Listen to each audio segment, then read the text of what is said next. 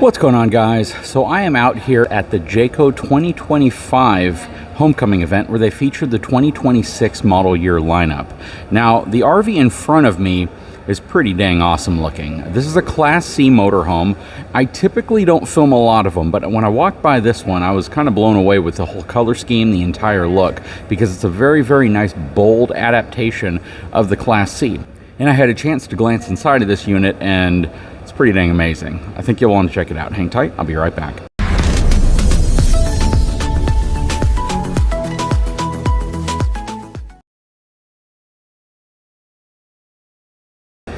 Okay, so this of course is built on the E-Series chassis from Ford. This is going to have the 7.3 Godzilla inside of it. This is a beautiful, beautiful looking Class C motorhome. I love this dark full body paint, the black aluminum wheels. This is just absolutely a gorgeous Class C. Got the awning with the LED light, and the graphics really make it have a different feel to it, right? It feels more European. It just has a very edgy feel to it. It looks really good. Let's take a look at the outside here real quick. Got a nice size storage there, nice thick baggage door over here. You got your JBL speakers outside. You got more storage right here as well.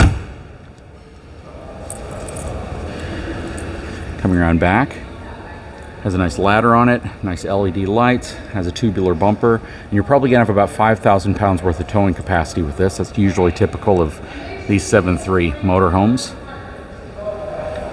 Nice frameless windows really give it a bold look as well. You have slide top awnings on it also. Schwintek slide out mechanism back here. This is probably going to be more storage, which it is. They finished it off really, really nicely in there. Coming around this way. Really, really good looking setup. Underneath here, this is going to have kind of that hidden slide out system. It's featured a lot on fifth wheels in the upper deck area or the bedroom area.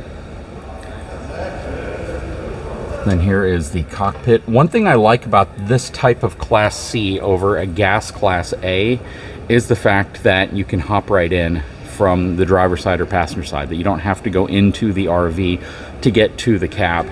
And that's really nice. So you have 3 entry exit points on this one. You have both the front doors as well as the RV side door. What does the number say on this thing? So this is going to have a gross vehicle weight rating of 14,500 pounds, 16-inch E-load range tires. Back axle is a 9,600 pound axle. The front axle is a 5,000 pound axle. All right, very cool. And the manufacturer's cargo capacity on here is not listed, but the cargo capacity right here is 1,273 pounds. All right, let's hop inside and see what this thing is all about. And this is going to be the GREYHAWK 29 MV. All right, stepping inside, this is their top selling floor plan. Let's see why. Okay, so traditional cab over Class C, right? This is a gas engine vehicle. Again, from this cockpit area, you have both driver and passenger front doors, easily able to hop inside of here. You get all of your vehicle data on this huge screen that they've added in here, which is really nice, as well as your camera views when you turn your turn signals on. All right, as we pan around to take a look at the inside,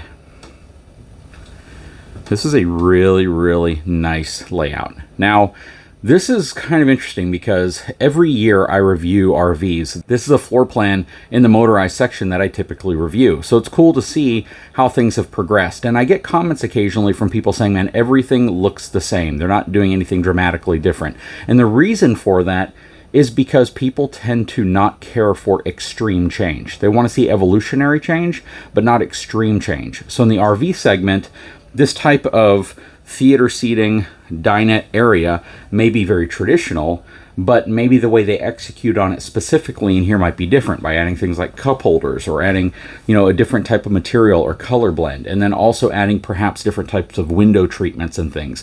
And then over here you can see, you know, the LED light strip right here, the white cabinetry with the nice neutral gray tones for everything else.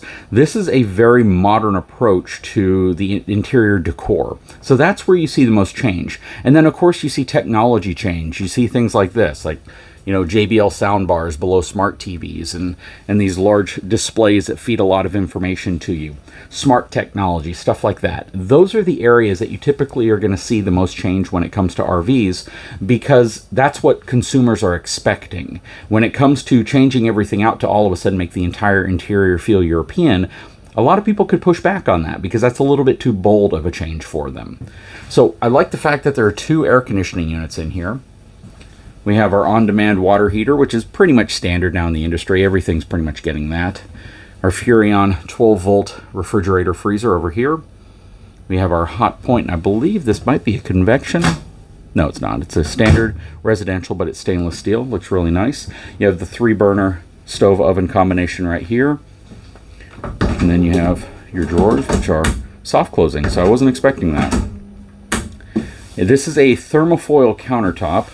Has a nice texture to it. I wish it was solid surface, but I can tell you that it looks fantastic. I mean, if you look at this entire area right here, it looks very modern and something you might want to see in your own personal kitchen, minus the thermofoil. Nice large single stainless steel basin sink. It's just a very beautiful setup. They did a great job with the tones, the colors, and the execution in here. They radiused this wall, basically made it curve. And you got storage here with pull-out drawers. And those are soft closing. Cabinets are also soft closing. That's nice. As we come back here, we have our shower.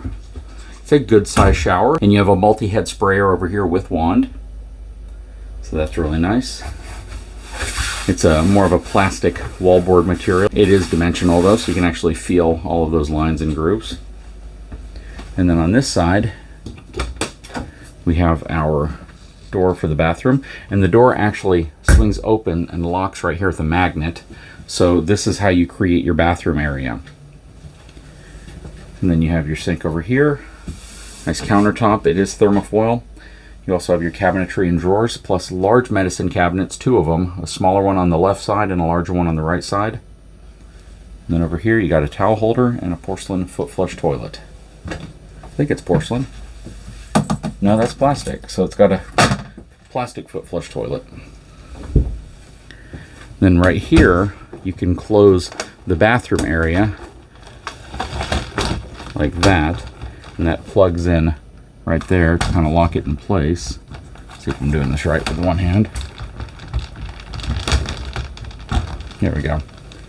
And that's how you create the privacy in the bathroom. It's a little different. I'm not sure if I've specifically seen this way of doing it before, but it'll probably work out for most people. Queen size bed. Got a good amount of room on each side of it to get on the bed. I love the fact that I can touch the headboard right here, which means I can get close enough to the bed to get on it and off it without a problem. Wireless charging. Blackout shades in here as well. And then you got some big mirrors. On this side, you're going to have a spot for storage and hanging clothes. Small TV up here that something rotates out of the way. Let's see, yeah, TV rotates up for more storage behind it. And then on this side, you have more storage as well. I do not see it prepped for a washer and dryer though, but it's actually pretty nice. I'm going to be honest with you. It feels spacious. You got some big windows in here as well. And overall, it looks really nice. What do you guys think? What do you think of what I mentioned earlier, though? Also about, the decor, the technology, and things like that, because that's really what's leading the way with a lot of these things. They're trying to be more modern in terms of what these RVs look like inside, but they're not trying to be groundbreakingly different. In some cases they are, right? Some RVs are going really crazy with windows, they're going crazy with furniture and surfaces, things like that. But in many cases, when you have a top-selling floor plan, people want to walk in and they don't want to feel as if it's a spaceship. They don't want to come in and say, wow, this is totally cool and unique and different, but we'd never buy it. So I think a lot of people, they tend to lean more towards the traditional. So as you hear us walk through these and reviewers talk about them, we're not trying to review these as if every single one of them needs to be groundbreakingly different. We're trying to go through the way a shopper might go through and look at the things that they're interested in, because that's exactly what the point of these videos are, to help people have an educated purchasing decision when they're going in and they're shopping a lot where there could be 100 RVs and they're trying to look at different floor plans. Anyways, sure hope you enjoyed the video. Drop a comment below. I'd love to know what your thoughts are. If you haven't had a chance, please take a moment, subscribe to the channel, give me a thumbs up, and we'll talk to you again very soon.